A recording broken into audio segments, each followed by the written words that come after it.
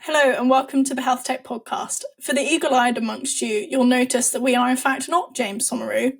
Today you are joined by myself, Holly. And I'm Adama.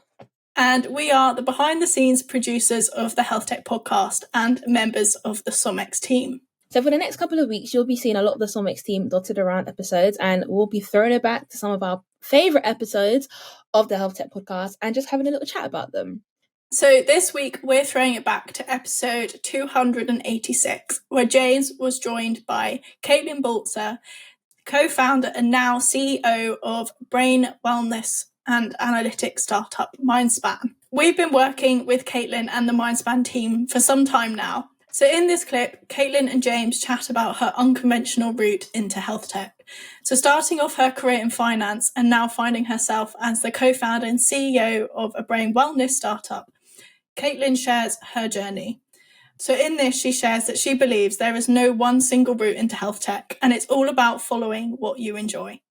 We hope you enjoyed this clip. We will see you on the other side. The first thing that I just want to highlight in your story and your journey is that there's no one way into health tech entrepreneurship, is there? There just isn't. There's No.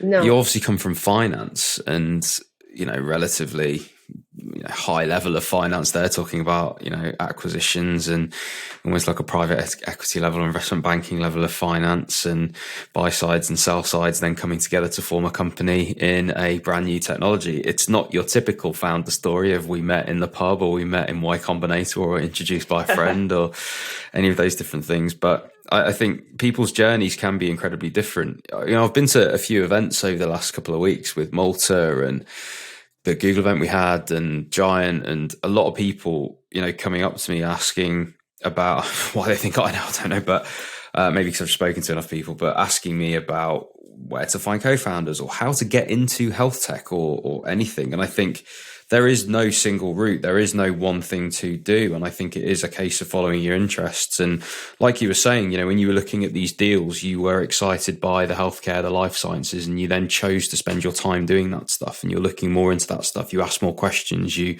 probably became a lot more interested and a lot more interesting to buy side and sell side and each other, And so forming a company seems like a good idea after that, I'm sure. So that's the first thing that I wanted to pull out, really. I don't know if you had any reflections on that. Yeah, and has health tech entrepreneurship always been on the radar? Is it always something you wanted to do? How did that actually happen? Yeah, it's a good question.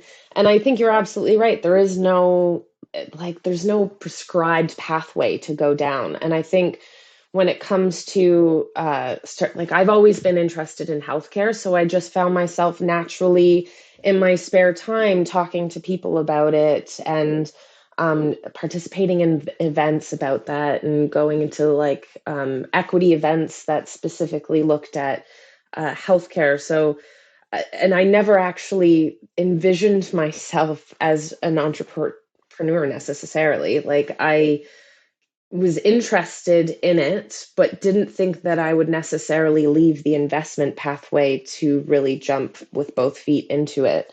It just sort of happened. And I think the key thing is the more that you're interested in something, the more passionate you get about it, the more you learn about it. And these pathways tend to just reveal themselves. And I don't think that if I wasn't as passionate about this technology specifically, I would have ended up coming down this pathway.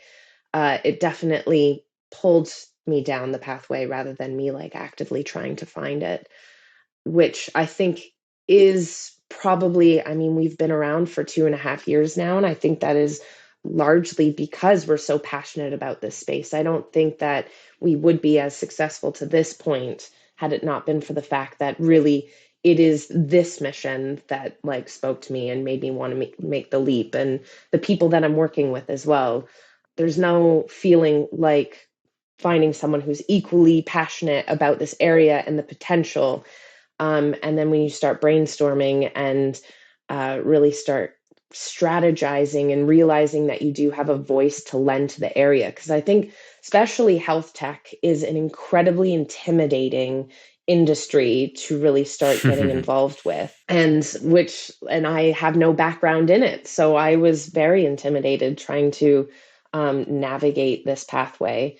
But when you're passionate about it and willing to learn about it and start surrounding yourself with people who are just as passionate about brain health, about the technology, about the physics of the technology, it makes that pathway all the much more easier.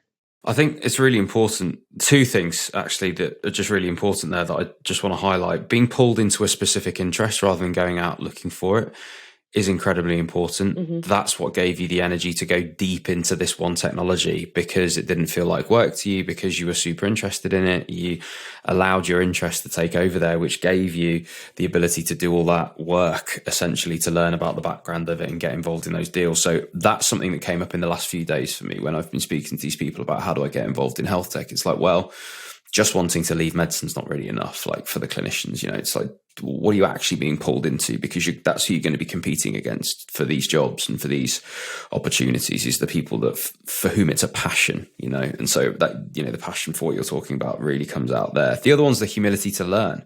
I'm sure many of you listening are either doctors or students that are wanting to break into the health tech space. And I hope that Caitlin and James's clip there was a testament to the fact that there really is no one path, and if you put your mind to it, you can do it. So I thought Adam and I would just chat a little bit about this, and obviously our routes into health tech. So starting with you, Adam, I know obviously before you joined us at SomX, your background looked quite different to what it is today. So could you kind of tell us about your route and what you found the journey into health tech to be like? Yeah, so obviously my journey into health tech is very different to a lot of people's, I think, and a lot of the team as well. I actually studied English language and linguistics at university. I had zero desire to come into health tech whilst I was in uni. I was never good at science. I left that at GCSEs far in the back of my memory. And I never even considered health tech as a career path, to be honest. But I had a conversation with one of my best friends, and she works at another health tech startup, and she also has a kind of similar educational background to me. And she was like, well, if I can do it, then surely you can. So I just thought, okay, I'm just going to put myself out there and apply. And I applied for a role at SomX and I got it. So it kind of shows that two things. You have to be willing to put yourself out there. You have to be willing to just try. Like, to try and fail is not disgrace. Like, if you try and it's like, oh, this one doesn't work, just rethink your options and try a different route. And two, be willing to have conversations with people, speak to people, speak about their route into health tech, because you think you'd find that more often than not, most people don't have the conventional path into health tech. A lot of people pivot from different industries, different roles, and we all kind of end up in this big melting pot. So, like I would have never thought 4 or 5 years ago whilst I was at uni that I'd be working in the health tech industry. I would have literally laughed in your face if you told me that. But here I am. So did you know what health tech was? I don't think I did, not whilst I was at uni. I don't think I did. Do you know what? I say that? I think when I was at uni, like in my undergrad, I don't think it really crossed my mind. It never. And I came from a science background. I wouldn't. Well, think about how far removed it was from my mind, and I come from an English background. Like, it was not even on my radar. Like, I studied to be a teacher. Like, health tech was so off my radar. But especially, I think, when it comes to like the nitty gritty science, and I think for a lot of people, maybe you haven't come from a scientific or like a doctor's background like yourself, for example, maybe it can be quite daunting. As I think, as Caitlin said in the clip, for some people it can feel quite daunting and quite a big scary space for many people. Definitely, especially when you think of the kind of the complex language that we use. But that's definitely true though, because I think another thing Caitlin said, I think whilst it can be very scary, I know for me, like, I was absolutely petrified. My first week or two at SomX, I was like, I don't think I can do this. But I think what's really important is asking questions. So Caitlin mentioned being willing to learn, and I think that's major, especially if you're breaking into a space that you have no experience in, no prior knowledge in. It's really important to be willing to learn and ask questions, hear people out. Don't be scared to look like the person that knows the least in the room. It's okay. Everyone knows the least in the room at some point in their career. And that's just how you end up growing within your industry, within your roles and things like that. So I think it's really important just to be willing to hear people out, let people hear you out, talk about what you're unsure about. I think that's one thing that was really good at SomX, which was, I think, was what was able to help me kind of grow within my role at SomX, because people were so willing to help and I was willing to ask questions. I didn't mind sounding like I didn't know anything. I didn't mind asking 100 questions a day because people are always willing to answer. Those two things work in tandem for you to kind of evolve in and break into a new space. Definitely be willing to ask questions and be willing to hear those answers out. And don't think just because you were the top dog in X industry, now you're coming into Y industry and you're not, what's that saying? You are the big fish in a little pond and now you're a little fish in a big pond. Like, once you're breaking into that new industry, you're kind of the little fish, so you need to just be willing to put your pride aside and just take advice. Yeah, and I think it's important to remember on that is that there's no such thing as a stupid question, right? Especially when it comes to health. I think now, obviously, we're in the space. It's easier to sit here and say that, like, you know, everyone's really friendly and really approachable. And I know, obviously, us at SomX, like, we're always here now, happy to answer questions. But it is all about kind of, as Adam has said, putting yourself out there, going to, you know, talks or conferences, whether they're, you know, online or in person, and really taking advantage of those opportunities that are available to you when it comes to kind of networking and learning from others. Yeah, well, I think Caitlin made that good point, didn't she? Where she said it's about kind of being passionate about that one area. And from her perspective, she felt like she was pulled down that pathway rather than necessarily finding it. And I think that's quite an interesting way of looking at it, rather than going out and kind of, you know, seeking those opportunities, the fact that you enjoy and kind of surround yourself within that passion, within that area, then those kind of opportunities will come to you.